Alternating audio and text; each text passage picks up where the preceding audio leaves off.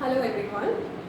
So in my last video we discussed till example 8 for concept of nth term of an AP, and now we are today in this video we are going to discuss example 9 and 10 for this topic only. Example 9 and 10 on page 104, chapter 5, NCERT, class 10. Okay. So let's start with example 9. A sum of rupees 1000 is invested at 8% simple interest per year. Calculate the interest at the end of each year. Do these interests form an AP? If so, find the interest at the end of 30 years making use of this fact. Now the question is, they are saying that 1000 rupees is an amount which they have invested at 8% per annum simple interest. If you remember, in my first video I shared this example with you of simple interest where I explained how simple interest is forming an arithmetic progression.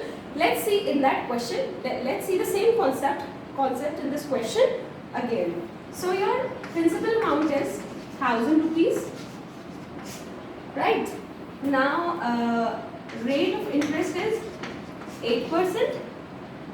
What is the formula for simple interest? SI is equals to P into R into T divided by 100, right? So suppose if I want to calculate SI at the end of first year, right?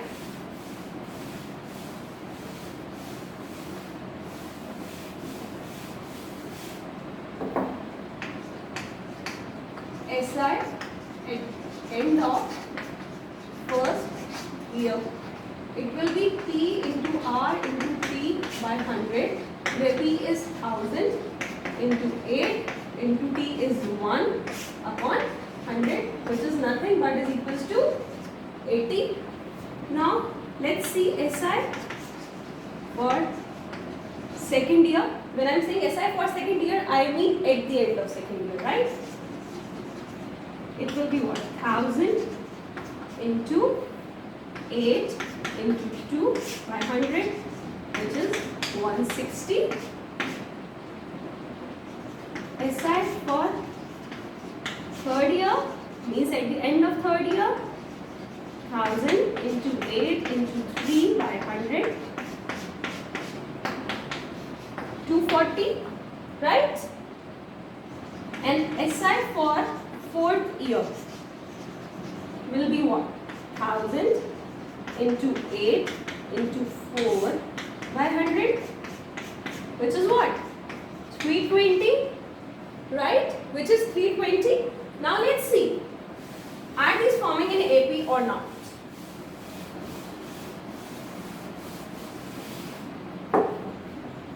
We have four terms: 80, 160, 240 and 320. Now let's subtract 160 minus 80 is 80. 240 minus 160 is also 80. 320 minus 240 is also 80.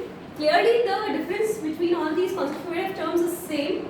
So can I say this is forming an arithmetic progression? Yes. By checking this, we can say this is forming an arithmetic progression, and for your note, you should always remember that simple interest is going to form an arithmetic progression. Why simple interest is going to form an arithmetic progression? Because there is a constant increase. There is a constant increase in amount of interest each year. Okay? Again, I repeat, why simple interest is forming an AP? Because there is constant increase on amount for simple interest, because principal, which is 1000 rupees, remains same for each year.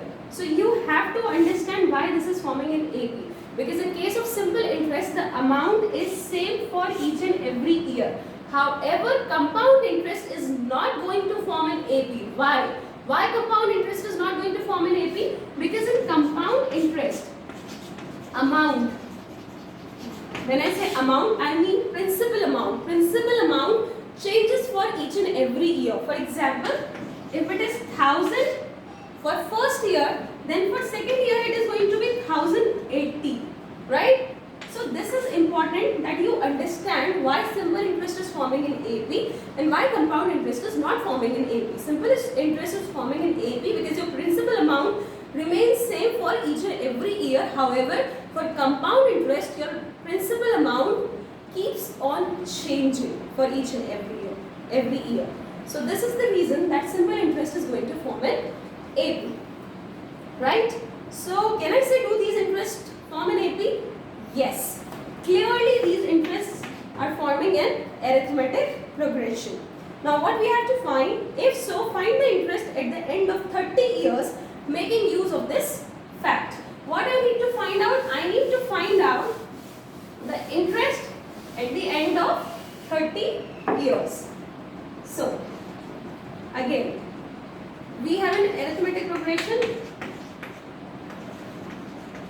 with this. What is our first term? First term is clearly 80. What is the common difference? We calculated it. It is also 80. And what I need to find out? I need to find out 30th term. So can I write A30 is equals to, from the formula, okay, I'll write the formula again for your reference so that you don't get confused. AN is equals to A plus N minus 1 into D, where this is the first term of that arithmetic progression. And this is common difference and this is the term which you want to find out. So A30 will be equals to A plus 30 minus 1 into D, right? Which is going to be equals to A plus 29D. Can I say what is A from here? 80 plus 29 into 80, right? We are going to multiply this first before adding, right? So 29 into 9 8 is 72, 8 2 is 16, 16 is 6, so 80 plus 2320, which is equals to nothing but 2400 rupees. Okay, so with this we complete our example 9. So the interest at the end of 30th year is going to be 2400 rupees. Let's go to example 10.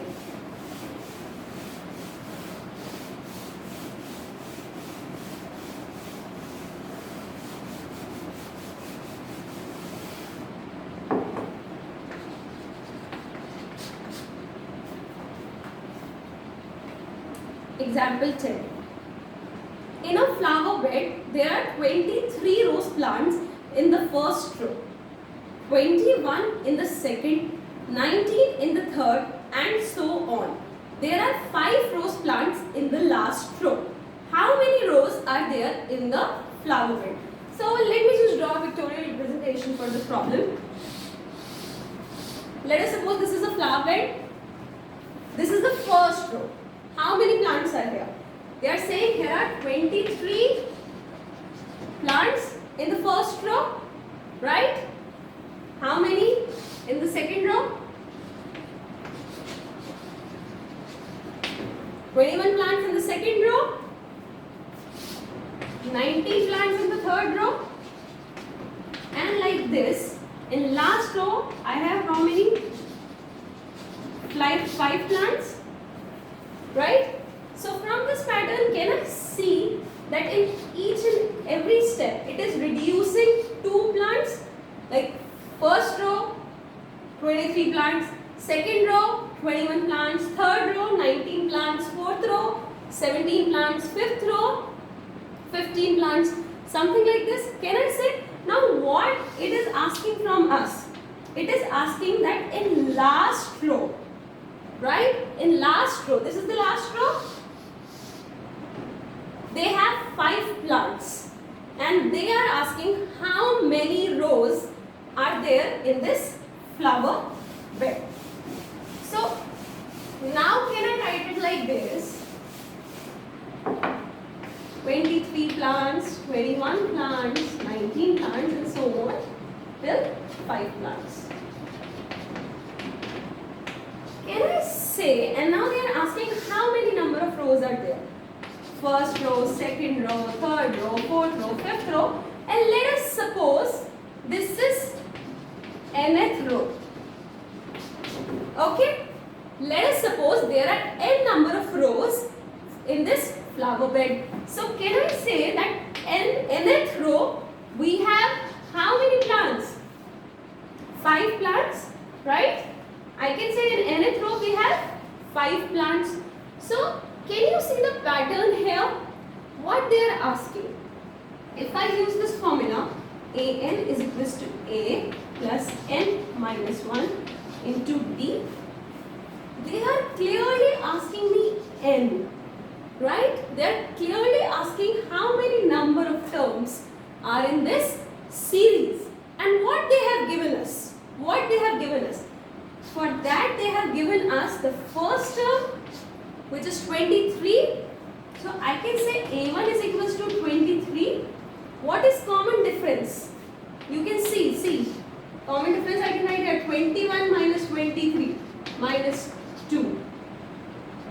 19 minus 21 again minus 2, and you will see so on. The common difference for this case is nothing but minus 2, and we have been given an also because we are given the last term for this series. So we have an also as 5. Very important to note that you have been given the terms of the series. The first term is 23, second is 21, third is 19, so on, and the last term is 5. And you have to find out how many terms are there in this arithmetic progression. With that help, you will be able to, and you can compare this analogy with how many plants are in the first row, 23, second row 21, 19, 17, and in last row they have 5 plants, right? In last row they have 5 plants. So clearly you have to find the number of rows. So that is how you have to find the number of terms in this arithmetic progression. It is important to understand what is given in the question and what you have to calculate so that you don't get confused in your exams. These kind of questions may come in your board exam also. So an is equals to 5, a is equals to 23, d is equals to minus 2. I need to find out n, right? So an means last term. What is an equals to? 5. I'm going to wrap here so that we have more space for doing the calculation. an is equals to a plus n minus 1 into d. What is an equals to? An means last term. Last term is equals to 5. What is your first term? 23 plus n minus 1. And what is d? Minus 2, right? Now let us solve this. I'll take this here. 5 minus 23 is equals to n minus 1 into minus 2. This is equals to minus 18 because this is in plus, this is in minus. So this is going to be equal to minus 18 minus 2n, and minus becomes plus 2 here. I take this here, it gives me minus 18 minus 2 is equals to minus 2n, that is minus 20 is equals to minus 2n. Minus and minus cancel, 2 tens are. So n is equals to 10. So how many rows are there in this flower bed? 10 rows are there in this flower bed arrangement. Okay? I hope this is clear to you and I hope you have understood the concepts. So if you have any doubts, you can mention it in comment section, and after this I am going to start with exercise 5.2 in my next video. Thank you.